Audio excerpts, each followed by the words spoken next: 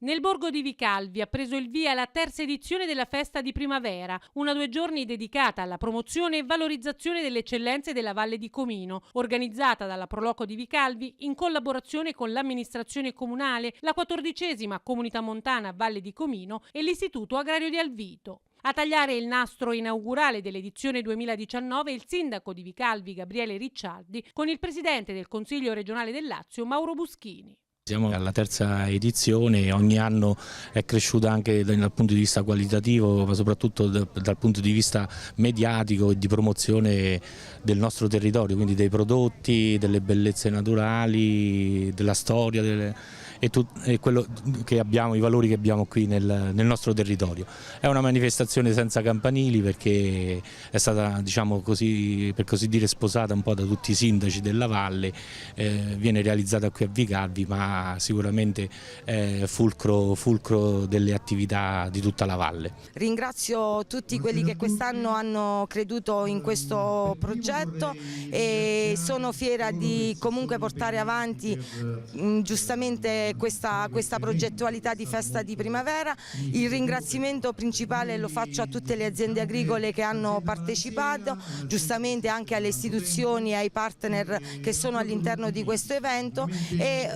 lasciatemelo fare un ringraziamento particolare alla Misericordia di Vicalvi e alla Protezione Civile, che sono due realtà che sono sempre vicino alla Proloco di Vicalvi in ogni occasione. Noi siamo l'Istituto Agrario e come tutti i partner di questa attività ci crediamo moltissimo in quello che è il messaggio che deve passare, quello valorizzazione del territorio della Valle di Comino e dei prodotti della Valle di Comino, ma questo non può avvenire se non grazie a un'agricoltura biologica e salviamo le api, che è il messaggio che vorremmo passare, e qui ci sono tutti gli alunni del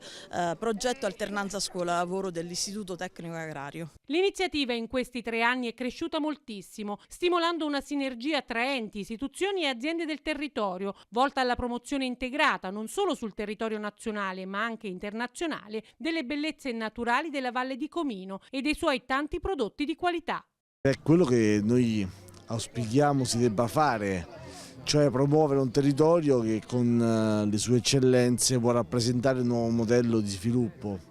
e questa valle ha rappresentato un modello nel corso di questi anni, un modello di crescita, di investimento, di possibilità di fare le cose e farle per bene e di rappresentare una frontiera. Ecco, io penso che davvero noi dobbiamo proseguire con grande determinazione, non è soltanto turismo, è un modello di sviluppo e penso che questa valle appunto sia un esempio per tanti altri da seguire. Qui siamo proprio nel centro della Valle di Comino, che per le eccellenze del territorio è famosissima in tutta Italia, abbiamo delle eccellenze strepitose. E questa è una festa che ho conosciuto l'anno scorso, dico la verità, per sbaglio, e quest'anno ci tenevo a visitarla, ad essere presente, perché ho visto la passione vera e propria, nonché il lato economico di queste realtà presenti sul nostro territorio. Ho visto la passione, ho visto proprio la dedizione